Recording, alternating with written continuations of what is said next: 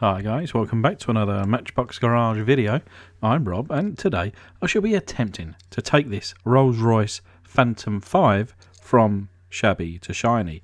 This one I've had for some time actually, and I've been doing a couple of little cars recently, and actually I'm doing a Subaru Impreza commission, but it's really kicking my butt with the paint. I'm actually on the fourth paint job, and sometimes you just have to put it to one side, take a bit of a break. And I thought I want to do something else. And as I was sitting there looking at my collection of Lesney, this one was shining out. It was calling out to me and said, "Please restore me," but not in this ugly champagne kind of colour. To be fair, I've got a really clean, nice one. So this one I'm doing a bit of a restoration plus. I want to make it a different colour today, but with 2,000 likes it could be yours. Anyway, we're going to drill down the centre of the post, just one on this car, remove that flange and tap that hole. Please do remember to lubricate your piece. You do not want to snap it in that hole. But here it is. Now sometimes I would race this in, race it around, but of course this is an old Rolls Royce. It should be treated with respect. You drive this nicely. Of course, these cars nowadays either come out on a Sunday only, or they're sat in a museum, or they're used for weddings. I myself got married in something very similar, and that's what I wanted to recreate today. But yeah, beautiful design car. They certainly don't make them like this anymore. Opening trunk lid there. But underneath she does read Rolls-Royce Phantom 5, made in England by Lesney. This is number 44. And as you can see, I've pre-drilled this one. So I'm just going to reach for my screwdriver. And we'll remove the base.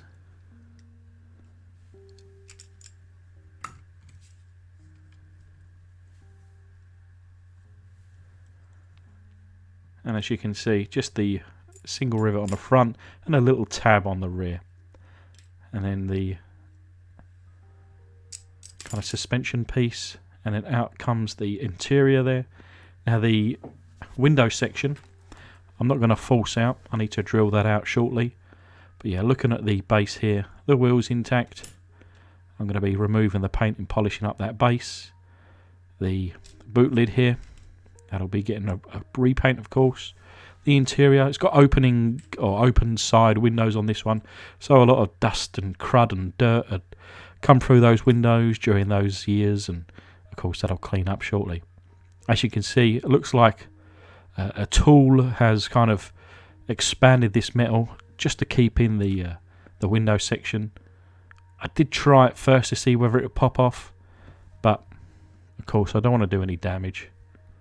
So I will, just off camera, take the head of that off and safely remove the window section.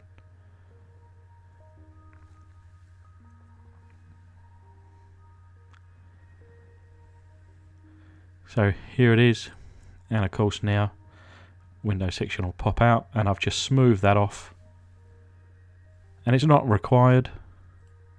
Now that it's put back together without any need for glue or anything, it sits in there perfectly. But yeah, taking these parts now, and they'll go into the foot-long hot dog jar, covered in boiling water, and incoming a tablespoon of caustic soda.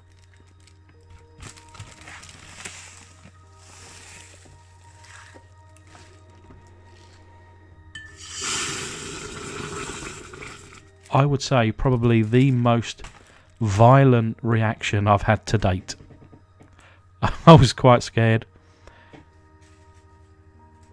Probably should have changed my underpants. But for you guys, I pressed on. To be honest, having left this a little bit longer than usual, I thought just in case this thing blows up, let it settle down. But my first kind of reaction was to see the colour. As you can see, it's very orange. It's almost like a burnt orange. I guess this would have been an undercoat of orange, and then the, I don't know what that colour is called, champagne, I would say, metallic over the top. I'm not a fan of that, to be fair. But yeah, look at that orange there. Of course, I for about half a second wondered whether to repaint it in that orange colour, but no, it can't. You can't have an old Rolls in that colour, of course. But whilst that was doing its thing, we put the plastics in some warm water here, and we'll clean these up. So there's the little retaining piece. That's fine. That's hidden, and that'll be put to one side. The interior window section here, in good condition. So we're just going to go straight into the Pledge Revive It floor polish solution. And then whilst we're there, the interior cleaned up really nice, but of course, why not? We'll get that shining as well.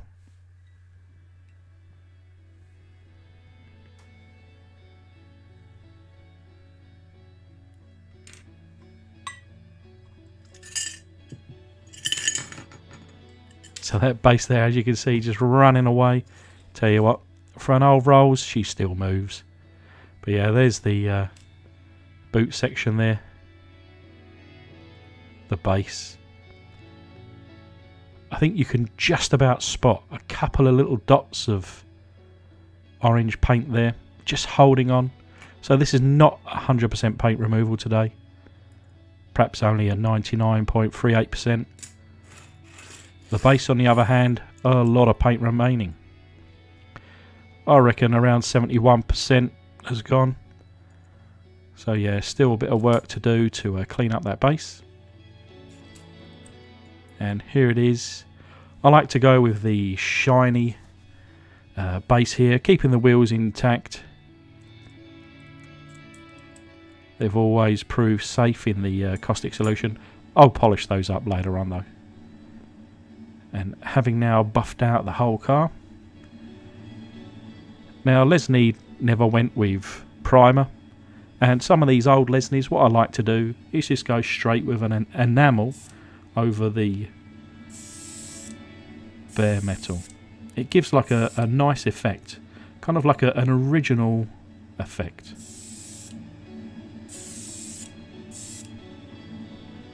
And I put a couple of coats. Now when I prime these cars, and then if I was to prime this in white, now this is kind of like an off-white. It's got a tiny little bit of yellow in this white, just to give it a bit of a creamy colour. But what I find is that the heavy enamel against a bare body, it starts to come away from kind of risen areas or detail, and it gives it a little bit more depth of detail, I feel. Some people may not like the look of it. I really do. But anyway, it's the following day. So we've got the interior there. Lovely, shiny. The window section there, nice and shiny. Those look really good in the final car. Just a boot lid there. And this is the main body. It's got a satin sheen, I guess you could say. Quite reminiscent of the original. And the base there, nice and shiny. I've cleaned up the tyres. And a little bit of chrome on the axle ends. But as a reminder of what she looked like. A few more little details. And this is the result. So around the front, of course, you've got all the chrome in that front bumper, in that grille. A little bit of amber in those indicators. And the whites of those headlights. Coming around the side, yeah, those tyres look brand new. A little bit of chrome on those axle ends and chrome on the door handles. But as I mentioned earlier on, you could see like in the body lines, almost where the paint has thinned out or kind of pulled away. And I think it adds real detail to this casting. Around the back, you've got the chrome bumper, chrome on the door, on the kind of rear hatch. A little bit of red in those tail lights, plus the black painted rear number plate. But yeah, probably more obvious on this side of the casting, where the paint has thinned out in some of those areas, but I really like it. I hope you do too. Remember, with 2,000 likes, it could be yours. But anyway, let me take this opportunity to thank my amazing patrons. Thanks a lot, guys. And for everybody else watching, I hope you like this one, and I'll see you soon on the next.